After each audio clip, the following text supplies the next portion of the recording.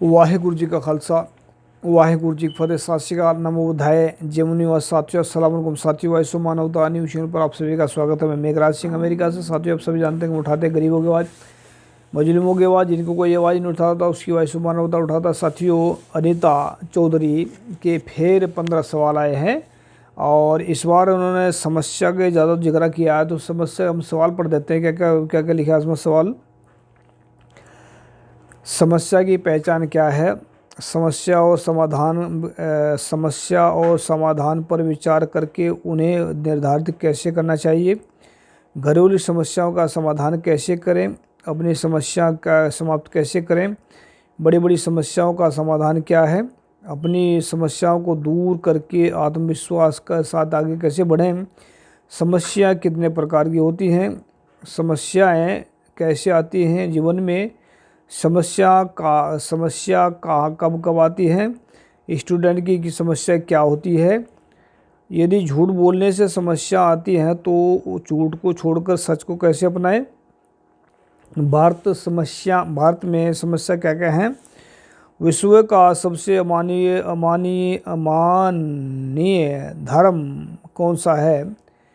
ऊपर वाले की बनाई गई प्राकृतिक व्यवस्था में कोई भेदभाव नहीं है।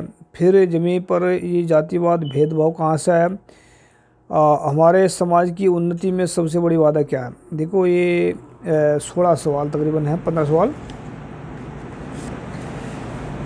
पहले तो अनीता चौधरी जी, आपका स्पेशल धन्यवाद, आपने हमें सवाल किए और आप इतना समझती हैं कि हम उस सवाल का जवाब दे सकते हैं, तो इस करके आप सवाल देती हैं, हम भेजती हैं। तो ये जो समस्याएं हैं, बहुत ज़्यादा समस्या के ऊपर बात रखी है। समस्या क्या होती है? तो ये बहुत सारे सवालों का जवाब तो एक ही हुआ इसमें तकरीबन। तो इसमें जो है हम एक एक सवाल का जवाब देते हैं। और समस्या की पहचान क्या है? जब आदमी कंफ्यूज होता है ना, इंसान जब आदमी दुविधा में होता है कि मैं इसको करूं या ना करूं, तो सबसे बड़ी समस्या वहीं से स्टार्ट हो जाती है।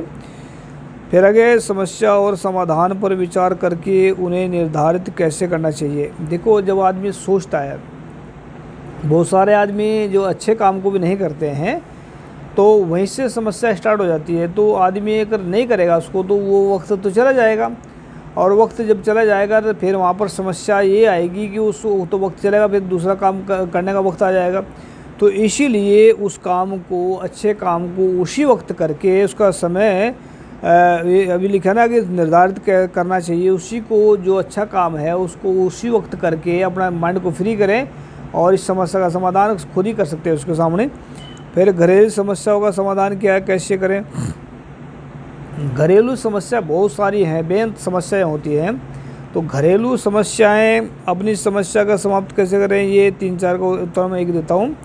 अपनी समस्याएं कैसे समाप्त करें? बड़ी बड़ी समस्याओं का समाधान क्या है?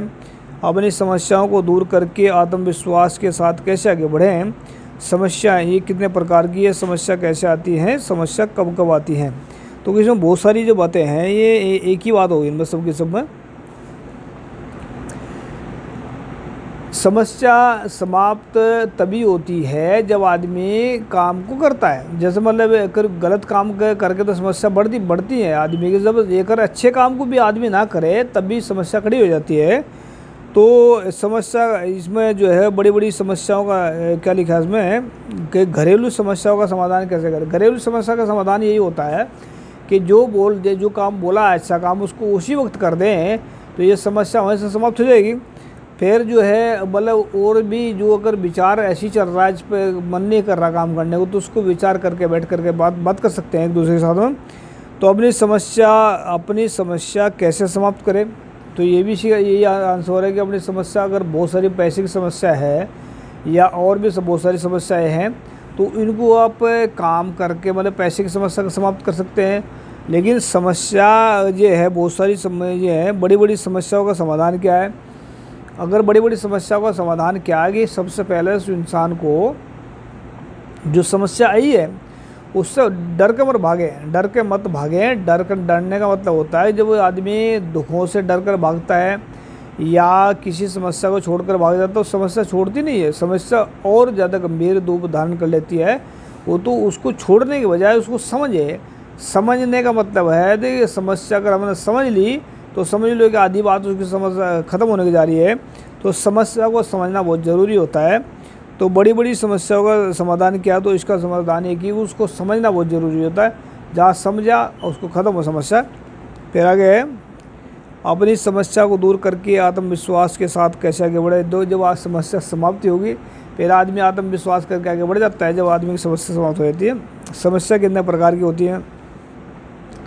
समस्या बेअंत प्रकार की होती है, बेअंत प्रकार की होती है। अगर इंसान के अंदर झूठ है, बेईमानी है, ठगी है, चोरी है, जारी है, उसको समझ नहीं आएगी समस्या का समाधान क्या होता है, वो तो समस्या में उलझ जाएगा।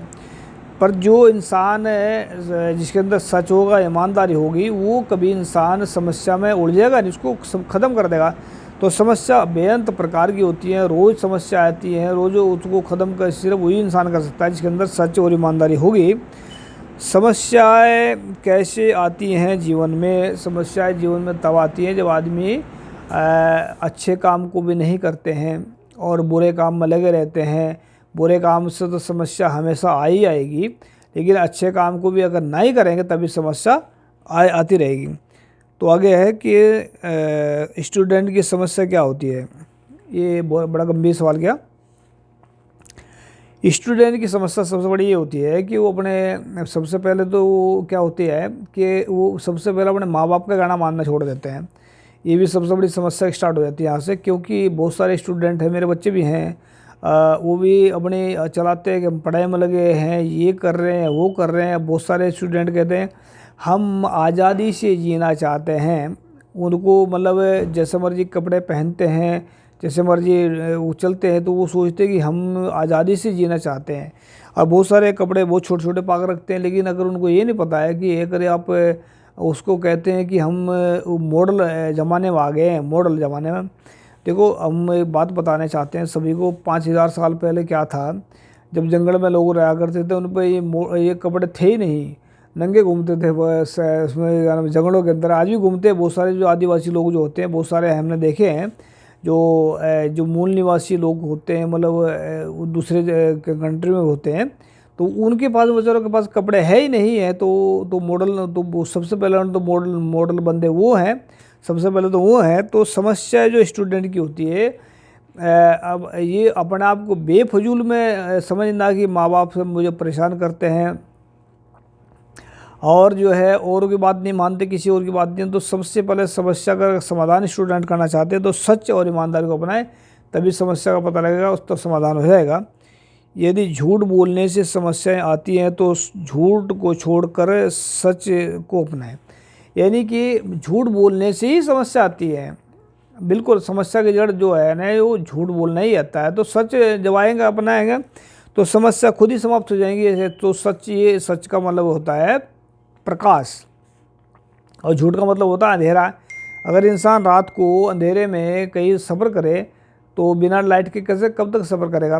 तो दिन में आदमी सफ़र कई कई मील तक भी जा सकता है, 1000 मील जा सकता है, 2000 मील जा सकता है, जितना भी जा सकता है।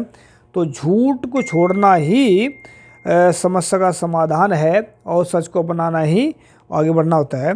तो भारत का समस्या सबसे क्या क्या है? भारत में बहुत बड़ी बड़ी समस्याएं हैं, जैसे जात पात है, ब्राह्मणवाद है, और झूठवाद है, वर्तवाद है, और पखंडवाद है। ये जो औरतें बेफजूल में तो रखती है ना, व्रत रखती है, कभी किसी के नाम का रख लिया व्रत, कभी करवे का नाम का रख लिया व्रत, कभी किसी के, कभी किसी, मतलब ये भी एक समस्या है। तो ये ब्राह्मणों को दान देना बेफजूल में, कि बेफजूल में उनको पूजा पाठ में बुलाना, ये भी एक समस्या है। तो बेअंत समस्याएं हैं भारत में। जात पात जो है ना सबसे बड़ी समस्या है, वर्ण व्यवस्था सबसे बड़ी समस्या है। तो विश्व का अमानवीय धर्म कौन सा है? जो धर्म जात पात पर नफरत करता है, जो इंसान के अंदर ऊंची नीच पैदा करता है, जो इंसान को अछूत मानता है, जो इंसान को दुर्कारता है, जो इंसान को कहता है तुम अछूत हो, तुम चमार हो, तुम भंगी हो, तुम बलार हो, तुम छूने के लायक, तुम राक्षस हो, यानी कि सबसे बड़ा धर्म, अमानवीय धर्म हिंदू ही कह सकते हैं, क्योंकि इसमें ऊंच नीच है, जात पात है, इसमें सब कुछ है। ये सबसे बड़ा अमानवीय धर्म यही है। इसमें कि एकता, ना तो एकता है और बोलते हैं अनेकता बात रखते हैं। तो ये सबसे बड़ा अमान्य धर्म हिंदू ही है। अगर ये जो शूद्र लोग हैं वह किसी भी धर्म का हिस्सा नहीं है।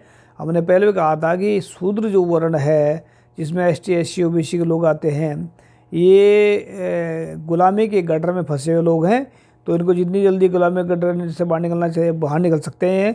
तो सिख धर्म इनको सिख धर्म में मानसिक तौर से भी तरक्की होगी, आर्थिक तौर से भी तरक्की होगी और बल भी मिलेगा। तो ऐसा है। तो सबसे बड़ा ना अमानवीय धर्म हिंदू धर्म। अगर किसी को लगता है कि हम झूठ बोल रहे हैं, बकवास मार रहे हैं बैठ कर के यहाँ, हम हिंदू धर्म को अमानवीय धर्म बोल रहे हैं, तो हम ये किसी भी प्लेटफार्म पर आकर वो हमसे विचार चर्चा कर सकते हैं। हम ये गारंटी के साथ कहते हैं कि जिस इंसान के अंदर जात पात होगी, वर्ण व्यवस्था होगी, उसको धर्म का समझ आ नहीं सकती, ना वो धार्मिक हो सकता है। जिसके अंदर नफ़रत है, जात पात है, ऊंच नीचे, वो धार्मिक इंसान नहीं होता। तो जिस धर्म के अंदर ये चीज़ है वो धर्म नहीं है, तो वो अधर्म है। सबसे बड़ा आगे है, ऊपर वाले की बनाई गई प्राकृतिक व्यवस्था में कोई भेदभाव नहीं है, फिर जमीन पर जातिगत भेदभाव कहाँ से आया। ये सब थोड़े से ये हिंदू धर्म मतलब इसमें इसी से निकला है। ये जाति पात जो है ना हिंदू से निकली है। तो ये सबसे बड़ा अमान्य धर्म यही है। तो इसमें से ये सबसे भेदभाव करते हैं, यही सब कुछ करते हैं।